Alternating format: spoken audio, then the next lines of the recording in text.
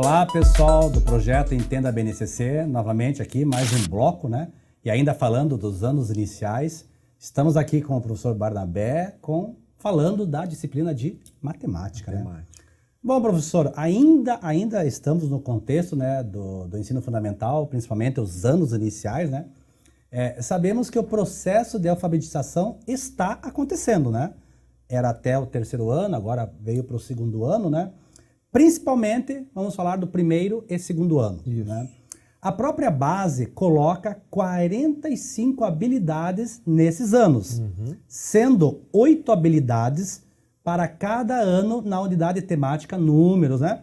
Aí temos também aqui a questão de álgebra, primeiro e segundo, né? Traz uma quantidade não muita, né? A 15, a 16, a 17, a 18, a 19, isso no primeiro ano. Aí entra a questão de grandezas no segundo ano, a 16, a 17, a 18, a 19 e 20, né? Professor, assim, como que verificamos, né, numa forma de avaliação, até porque não são ainda alfabetizados, né? Mas numa forma de avaliação, se os alunos atingiram essas habilidades. O professor poderia dar algum exemplo? É importante que você destacou, Azeitona, para a gente entender primeiro como é que essas habilidades estão divididas e por que elas estão divididas dessa forma. Quando a gente fala dessas 8 habilidades, por exemplo, de números, e a gente precisa trabalhar com elas, os alunos, por exemplo, do primeiro ano, eles vão experienciar muito mais, vão viver experiências de uma maneira mais intensa do que, por exemplo, trabalhar com problemas supostamente criados, que é o que a gente vai fazer mais para frente com relação à própria álgebra, com relação a outros aspectos aí. Então é interessante que a gente perceba que esses alunos, eles precisam trabalhar com contextos que fazem parte, na maioria das vezes, de situações que competem a eles, a realidade deles, ou como isso funciona. Tá? Então, na hora de trabalhar com a avaliação, é importante que a gente faça uma avaliação sempre voltada, e aí, de novo, a questão que a gente já comentou da base não dizer o como e sim dizer o que, da gente pensar principalmente na ideia do trabalho com a resolução de problemas.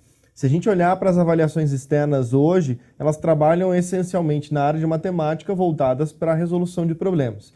Então, trabalhar com resolução de problemas nessas habilidades específicas de primeiro e segundo ano trazem uma eficácia no desenvolvimento da avaliação. Quando você pensa em avaliar uma habilidade, você precisa garantir que essa habilidade esteja presente aonde? Na situação problema proposta. Então, a situação problema é o ponto inicial para a gente começar a pensar no processo de avaliação acontecendo da maneira eficaz. Então, vamos pensar, por exemplo, para a álgebra, quando você começa a analisar as primeiras regularidades, você começa a pensar, ok, como é que a gente vai trabalhar com uma situação que seja do contexto da criança e que não fique tão fora da realidade dela e que possibilite as perguntas a serem feitas, discutidas com a criança, frente à habilidade proposta. Então, pensando na álgebra, vamos dizer que a gente vai pensar em regularidades simples, percepção de regularidades simples, uma das habilidades. Você começa a entender como é que essa regularidade se estrutura, tá? Questionando a criança sobre essas situações. Lembrando que, para crianças de primeiro e segundo ano, a avaliação ela não vai necessariamente trabalhar com o sistema formal. Sim. Né? Você não vai simplesmente pegar uma prova, entregar a prova para a criança e dizer para ela, faça isso aqui. Então, toda discussão é bem-vinda. Por isso, no trabalho com resolução de problemas, quando você faz uma discussão de solução, você consegue avaliar muito mais do que com uma prova escrita, por exemplo. Um exemplo aqui que o professor comentou até, e eu também, daqui a pouco farei um paralelo aqui com o professor. Essa questão de álgebra tem uma habilidade, professor, que é EF, né? Ensino Fundamental 01, primeiro ano, MA 09, que diz lá, que é na questão da álgebra, né? E dentro dos objetos de conhecimento, tal dos conteúdos, né? Que podemos dizer assim, padrões figurais e numéricos, investigação de irregularidades ou padrões em sequência. O que vem a dizer essa habilidade, pessoal? Vejam bem. Organizar e ordenar objetos familiares, né? Ou representações por figuras por meio de atributos tais como cor, forma e medida. Então, quando você faz uma proposta de avaliação para uma habilidade como essa, você tem que garantir que essa proposta ela dê conta desses aspectos. Então, pensar em figuras padronizadas, em figuras que sigam um padrão, elas precisam ser propostas. E, é claro, pensando em primeiro e segundo ano, você não vai pensar em padrões mirabolantes. Você está pensando no início, na introdução desse pensamento algébrico. Então, tem que se ter esse cuidado. Quando a gente fala de avaliação em primeiro e segundo ano, é muito perigoso a gente trazer, muitas vezes, a linguagem técnica específica. Sim. Por exemplo, você trazer um professor habilitado em matemática para ele olhar somente para os aspectos matemáticos, muitas vezes o que acontece? Ele vai olhar e fala assim, álgebra, eu tenho que garantir isso, isso e aquilo. E esquece que estamos falando de uma criança de primeiro e segundo ano, que está no processo de alfabetização. E aí ela pode pensar numa questão, numa proposta de avaliação que foge completamente do âmbito da idade da criança, que é esse processo de desenvolvimento inicial. A gente não está pensando numa avaliação que extrapole. A habilidade diz ali, trabalha com regularidades. Sim. Mas a consciência de que isso é um trabalho de regularidades para primeiro e segundo ano, é claro, o professor que vai fazer. E ainda coloca assim, né? Até para objetos familiares, que é uma coisa que está direto com a criança, né? E tem que ser do contexto dela. E aí entra também a ideia de você tornar isso significativo para a criança. Se não for significativo para a criança, a aprendizagem não acontece. É uma coisa muito abstrata, né? A aprendizagem não acontece, né? Você pode até trabalhar com questões abstratas, a gente vai ver isso na álgebra mais para frente, mas para a criança de primeiro e segundo ano, ela precisa dar significado para aquilo que ela está fazendo. Ela pode até perceber regularidades numéricas, se for o caso, mas tem que ter significado. Não é o fazer por fazer. Que é o pensamento algébrico, né? Que comentamos no bloco anterior, né? Sobre o pensamento algébrico. É a construção disso. Pessoal, esse paralelo que eu falei com o professor Barnabé, que faria agora, é a questão da programação neurolinguística, né, professor? Que eu vejo assim, é muito comum na sala de aula, né?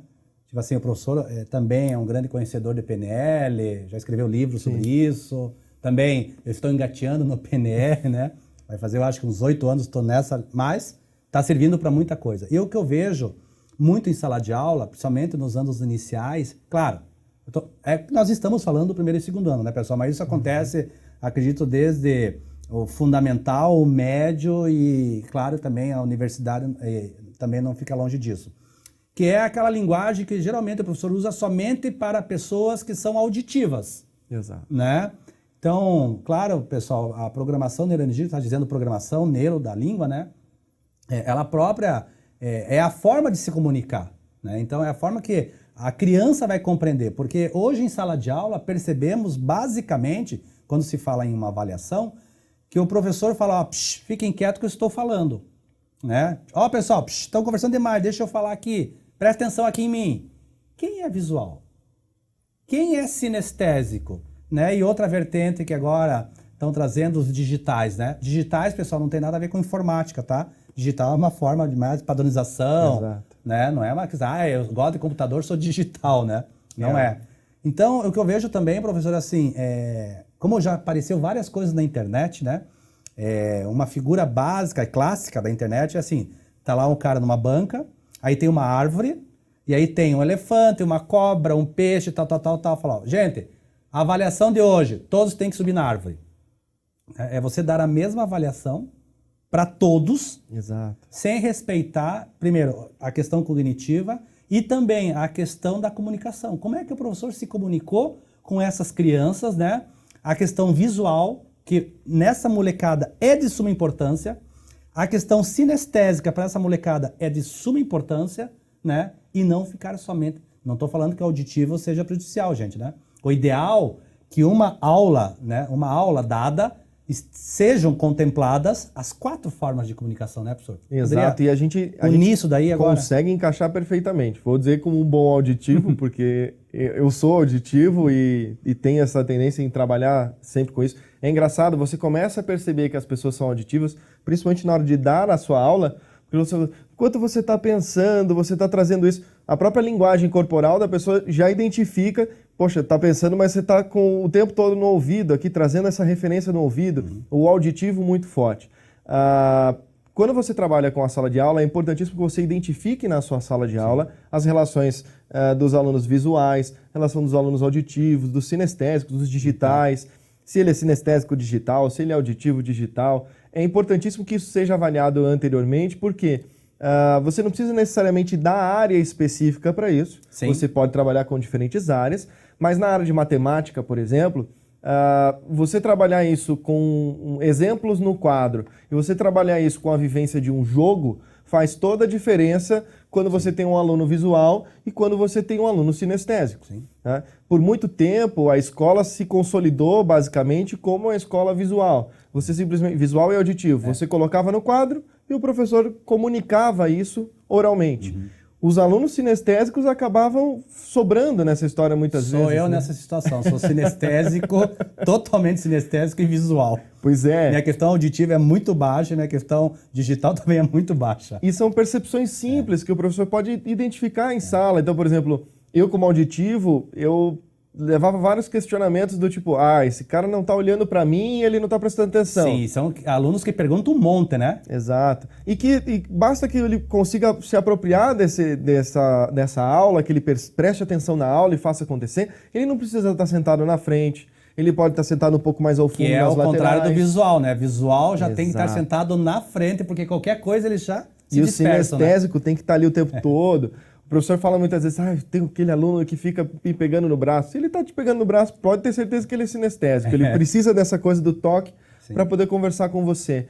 Então é interessante que a gente consiga trabalhar com isso. Então a gente falou aqui de alguns exemplos. Sim. O trabalho com jogos. O trabalho com jogos em matemática, ele teve um boom na sua década de 90, final de 80, começo de 90, e depois ele foi extremamente criticado por conta disso. Mas ele tem um papel importante, sim. É que foi empregado errado, né, professor? Exato. Joga. Vamos ficar jogando agora na sala em vez de aprender matemática. Enquanto não se preconceito, né? Eu não entendia a lógica disso. Enquanto não se entendeu o porquê que se fazia isso, ficou muito difícil. Então é importante que a escolha das ferramentas sejam escolhas direcionadas. Se você vai trabalhar... eu quero atender agora os meus alunos sinestésicos. Ótimo, então a gente vai trabalhar com essa referência. Por quê? Porque eu quero atender essa demanda em sala de aula.